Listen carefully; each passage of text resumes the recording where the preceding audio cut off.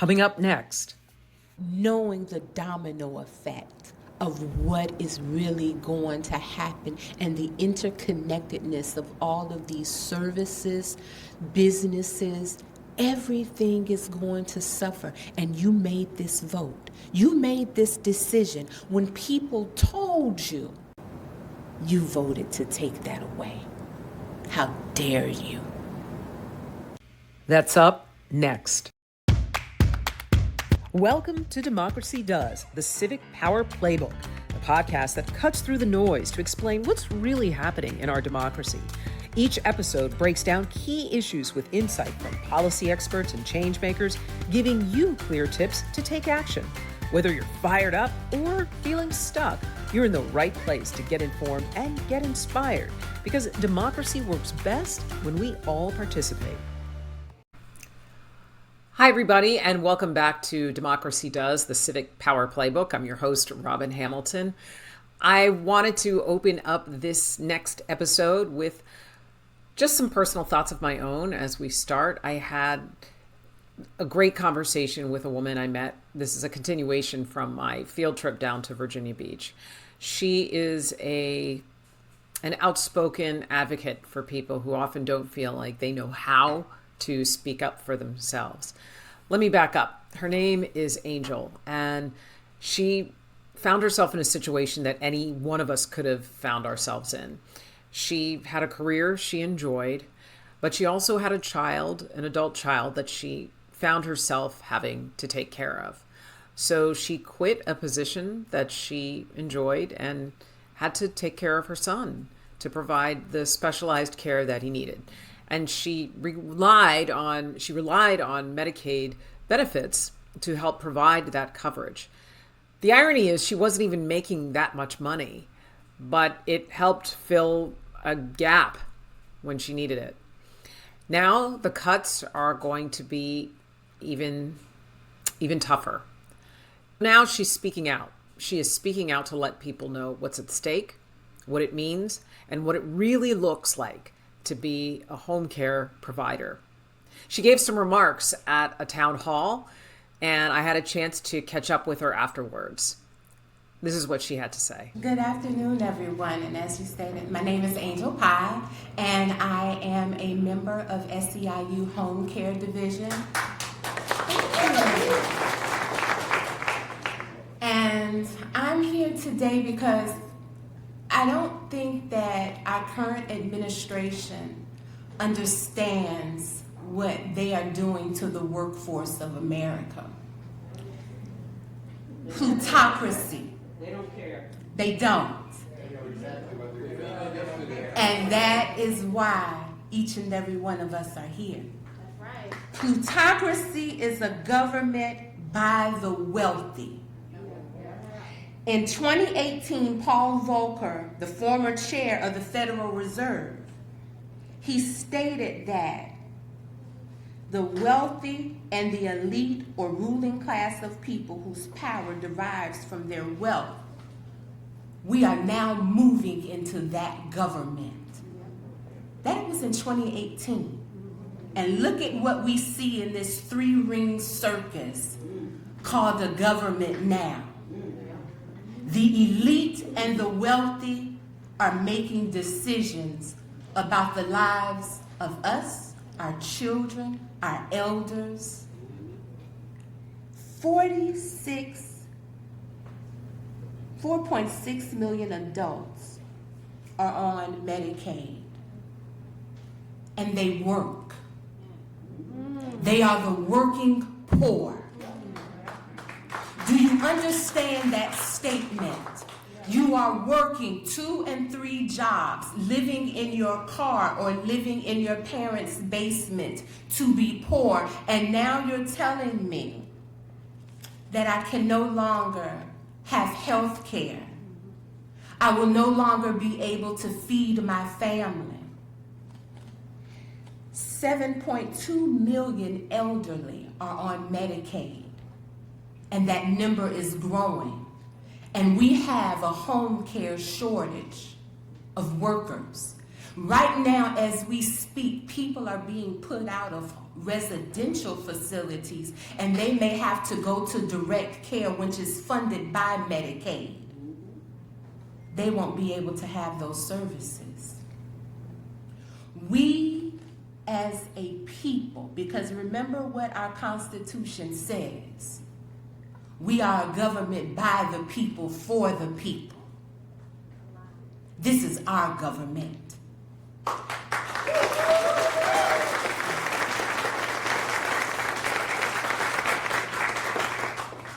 And I thank you for not idly standing by and let it be ripped from us. Each and every one of us have come from a different path and a different place. Some voluntarily and some involuntarily. But we are here. This is our land. This is where we fought for. This is what we wake up every day to create a better place for our children. Dr. Henrik Clark, he said, history is a clock that tells people their political and cultural time of day. It is also a compass that people use to find themselves on the map of human geography. Thank you. So first, let me get your name. My name is Angel Pye. Okay. And tell me your title. My title is I'm a home care, I used to be a home care provider for my son. He transitioned in February of this year. Oh, I'm sorry. And I joined the union right before COVID, SEIU, Service Employees International Union, 512, the Home Care Division, during COVID.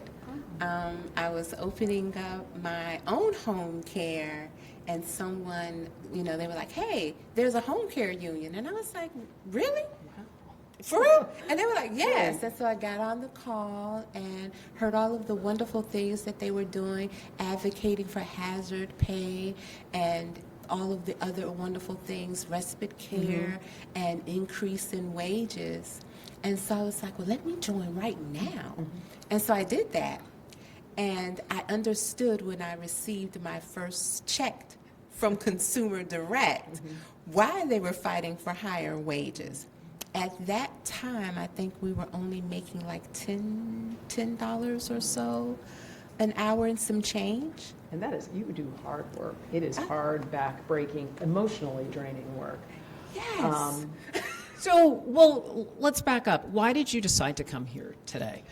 Because we really, as a community and as a country moving forward, have to understand that there are things happening right before our eyes, and it's smoke and mirrors. The wizard is behind the curtain, and we're seeing everything. We're like, well, what's going on? Who's Truth needs to be told, and people need to understand the practicality of what is happening in their lives. How is it affecting your day to day? Yes, there is a big picture, but what are the microcosms in all of this, and the everyday people, and helping them understand what's happening to them? Give me an example of how a policy or some of the things that have been happening lately affected you directly. Well, with the Medicaid cuts, it puts consumer direct care in danger. Millions of people may lose this service. Their hours had already started being cut beforehand, so a family that needed 24-hour care for their child or their loved one, they were relegated to 16 hours a day. And you had to live off of, the now $13. We got all the way up to $13, and How do you live on that? You don't, and it's a struggle because you're just poor enough that you can't get a lot of the social programs. You make more than just enough and not enough, and so you're sandwiched in between. So you do without, or you depend on family and other friends who are already taxed or struggling, and you make it work. I was a mental health care provider before I started taking care of my son full time. I went from being able to, pay all my bills, have health care, and, he, was on my health care, before he got over the age of 25. And then you go from that, because we couldn't keep a care provider because they were leaving to, for better jobs, for better pay.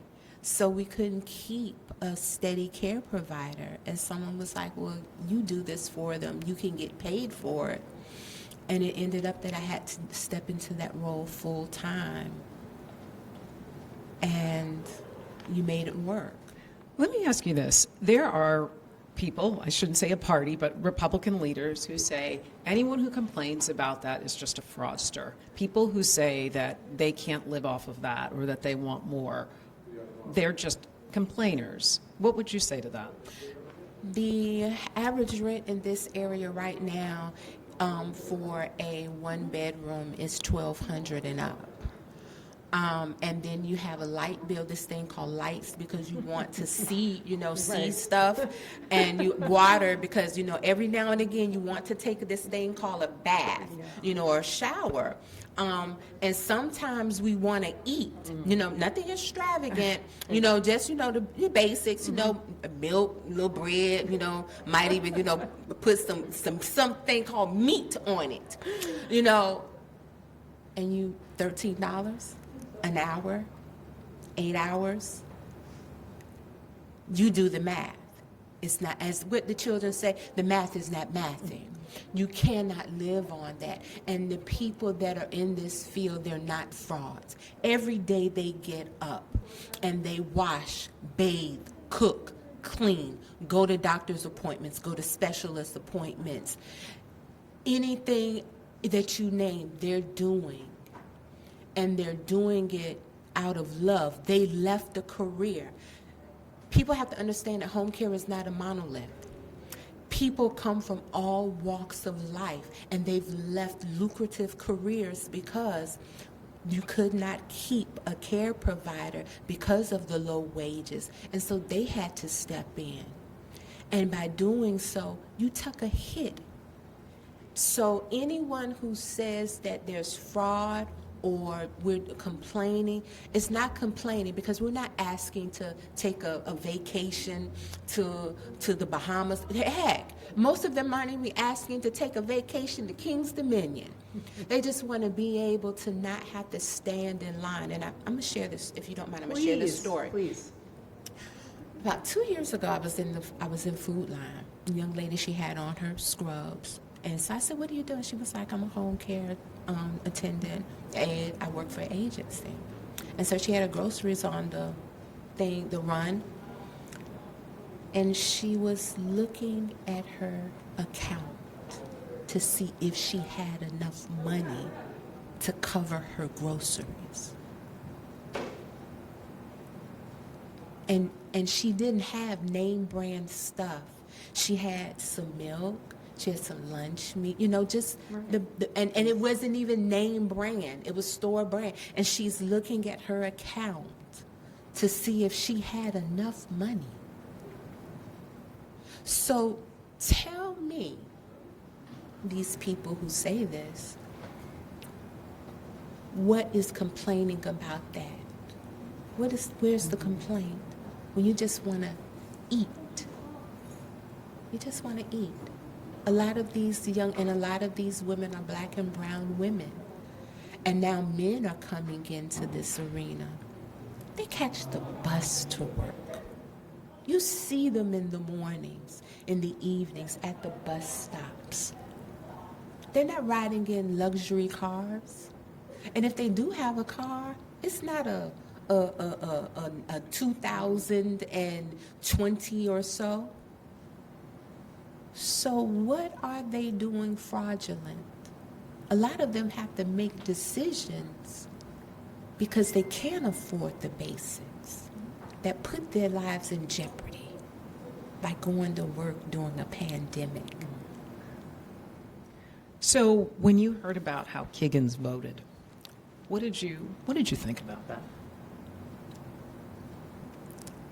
This is G-rated, right? Yes. I was appalled, and I shook my head, because how could you stand before your constituents and say and feel that this was okay, knowing the domino effect of what is really going to happen and the interconnectedness of all of these services, businesses, everything is going to suffer. And you made this vote. You made this decision when people told you. They didn't just, call you on the phone or send you a postcard. They came to your office and you ducked them. As the folks say, and then you hid from them because you did not want to know the truth, because you already knew it. But you made an agreement to forsake the people that you were sworn in to represent, and to uphold that you would make sure in your position that they could provide and take care of and be a part of, how do you say, a contributing member of this society. You voted to take that away. How dare you? And you should be ashamed of yourself. What do you do now to stay hopeful? Because that's one of the things we say to people, because we want people to feel empowered. And I wanted to talk to you because you represent incredible strength with everything you've gone through. You could have run in a corner and been angry, but you're here. So why? Why are you here, and what do you want to tell other people? I come from a long line of grassroots organizers. My godfather owned the oldest African American bookstore in the area, the Self-Improvement Educational and Cultural Center. Bless him, Brother George, he's now an ancestor. My father and my mother, they were advocates for voter rights. So that is my lineage. And just understanding that I cannot idly sit by and watch what they fought for and helped so many others build be taken away and history repeat itself. We know what will happen if we continue down this road. Our children will not have what is necessary to survive. So me being here in this space and in this time, I not only honor myself, but I honor the people that made the sacrifice before me to stand up and say, I will not allow you to take our lives and do what you will, but I will make my choice myself.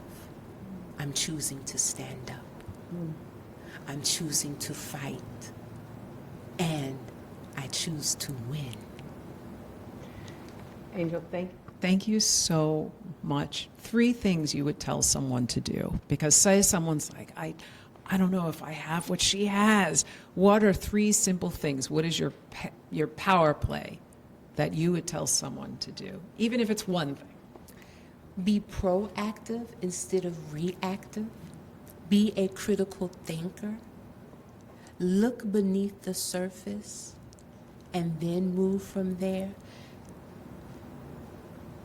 Honor who you are and listen to that still small voice in you, because it will lead you on the right path. And never allow yourself to be bought. Have no ties that will not allow you to stand in truth. Thank you so much. I really, really appreciate it. Let's recap. Here are Angel's power plays to make sure you are empowered, armed with knowledge, and can advocate for yourself. First, be proactive and think critically. Look beyond the headlines and research reputable sources if you're unsure about something. And remember, honor your voice. It does matter. Thanks so much for joining us. We hope you're feeling a little more hopeful, a little less stuck, and maybe even inspired to take action, because democracy does work when we all participate. And don't forget, sign up for our newsletter to get updates on when our next episode drops. You can go to my website, democracydoes.com. And as a bonus, if you haven't gotten one, a free and easy tip sheet on how to get involved. Until next time, I'm your host, Robin Hamilton.